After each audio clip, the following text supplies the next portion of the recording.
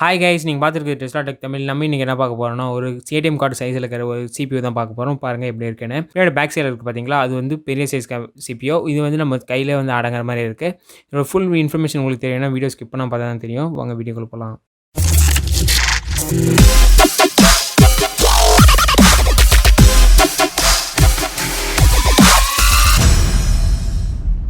வாங்க நம்மளோட ATM card size இருக்க நம்மளோட சிபியூவை அன்பாக்ஸ் பண்ணலாம். அண்ட் அதோட சிபியூன்னு இருந்தாலே அதோட ஃபேன் இருக்கணும். அது ஒரு ஃபேன் பக்கத்தில் இருக்குது. வாங்க அது ரெண்டுத்தையும் சேர்த்து அன்பாக்ஸ் பண்ணலாம்.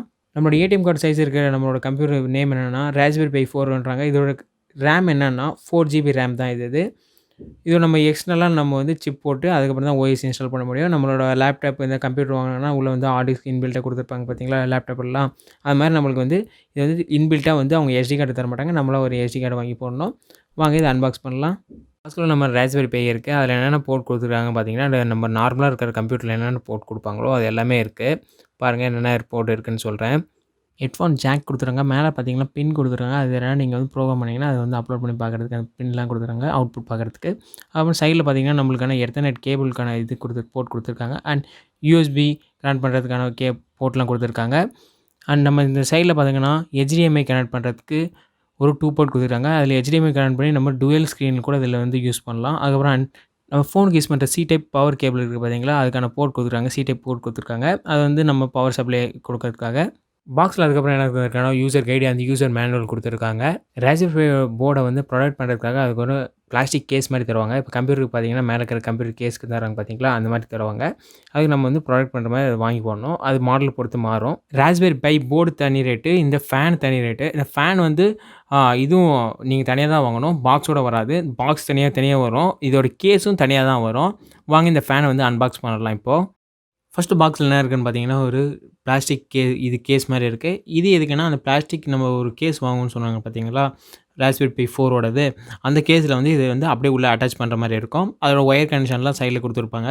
கிரவுண்டில் ஏதோ அதுக்கான கனெக்ஷன்லாம் நம்ம கரெக்டாக கொடுத்துக்கோன்னா நம்மளுக்கு வந்து ஃபேன் ரன் ஆக ஆரம்பிச்சிடும். இது ஒன்றும் அவ்வளோ பெரிய காம்ப்ளிகேட்டடாக இல்லை. இந்த பிளாஸ்டிக்கோட குவாலிட்டி ரொம்ப நல்லாயிருக்கு. இந்த சின்ன பாக்ஸில் அடுத்து என்ன இருக்குதுன்னு பார்க்கலாம்னா, இந்த சின்ன ராஸ்பெரி பை அந்த ஃபேன் தான் பார்க்க போகிறோம். எக்ஸாஸ்டர் ஃபேன் தான். பாருங்கள் எப்படி இருக்குன்னு. பில் குவாலிட்டி ரொம்ப சூப்பராக இருக்குது. சின்னதாக இருக்குது. அந்த சின்னதாக இருக்கிறது அங்கே மேலே ஒரு ரவுண்ட் மாதிரி கொடுத்துருக்காங்க பார்த்தீங்களா, அந்த கேஸ் அந்த முன்ன காமிச்சேன் பார்த்தீங்களா, அந்த ஒயிட் கலர் பிளேட் மாதிரி அதை வந்து ஃபிக்ஸ் பண்ணிவிட்டு அதுக்கப்புறம் நம்ம வாங்குகிற தனியாக கேஸ் வாங்குவோம். அது கேஸில் வந்து ஃபிட் பண்ணிக்கிற மாதிரி இருக்கும். நான் வந்து இந்த ராஸ்பெரி பை 4க்கு வந்து நான் அந்த கேஸ் வாங்கலை. ஏன்னா நான் ராஸ்பெரி பை 3க்கான கேஸ் வச்சுருந்தேன். ஏன்னா அந்த கேஸே இதுக்கு வந்து செட் ஆகும்னு பார்த்தேன். ஆனால் இதுக்கு வந்து செட் ஆகலை. ஏன்னா ஒரு மாடலுக்கு ஏற்ற மாதிரி அவங்க வந்து டிஃப்ரெண்ட்டாக மாற்றிட்டு போகிறாங்க. அதில் பார்த்தீங்கன்னா HDMI கொடுத்துருப்பாங்க. இதில் வந்து மைக்ரோ HDMI கொடுத்துருக்காங்க. அங்கே தான் டிஃப்ரெண்ட் ஆகுது. வேறு மற்றபடி ஒன்றும் இல்லை. அங்கே வந்து 3ல் வந்து HDMI, இங்கே வந்து மைக்ரோ HDMI. நான் வந்து அதே நினச்சி வாங்கிட்டேன். இப்போ வந்து நான் வந்து தனியாக ராஸ்பெரி பை 4க்கான கேஸ் வாங்கணும். நான் வந்து ஃபேன் ஃபிக்ஸ் பண்ணாதனால நான் வந்து ஹீட் சிங்கை வந்து ஃபிக்ஸ் பண்ணிக்கிறேன். நீங்கள் இந்த மாதிரி வாங்கும்போது மிஸ்டேக் பண்ணாமல் வாங்க. சிபியூவை மானிட்டரோட கனெக்ட் பண்ணிக்கலாம். என்னோடய மானிட்டரில் வந்து HDMI சப்போர்ட் இல்லை. அதில் நான் வந்து VJ to HDMI கன்வெர்ட்டரை யூஸ் பண்ணி கனெக்ட் பண்ணிக்கிறேன். ராஸ்பெரி 4க்கு வந்து நம்ம யூஸ் பண்ணுறது வந்து மைக்ரோ HDMI. இந்த மைக்ரோ HDMI கேபிளை வந்து நம்ம ராஸ்பெரி பைக்கு வந்து கனெக்ட் பண்ணிக்கலாம்.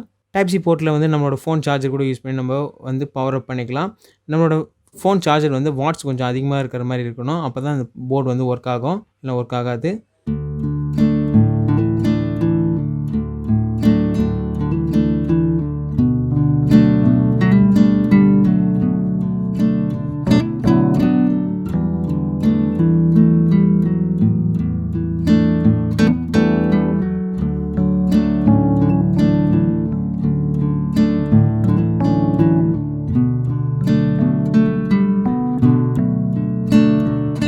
ஃப்ரெண்ட்ஸ், இந்த வீடியோ பிடிச்சா மறக்காமல் லைக் பண்ணிடுங்க. இந்த வீடியோவில் ஏதாவது டவுட் இருந்தால் கீழே போய் கமெண்ட் பண்ணுங்கள். இதே மாதிரி உங்களுக்கு வீடியோ வந்து நிறைய பார்க்கணுன்னா நம்ம சேனல் சப்ஸ்கிரைப் பண்ணி வச்சிருந்தா மட்டும் தான் நீங்கள் பார்க்க முடியும். மறக்காமல் சப்ஸ்கிரைப் பண்ணி வச்சுக்கோங்க. அப்போ தான் நம்ம போடக்கூடிய வீடியோலாம் உங்களுக்கு ஷோ ஆகும். பாய்.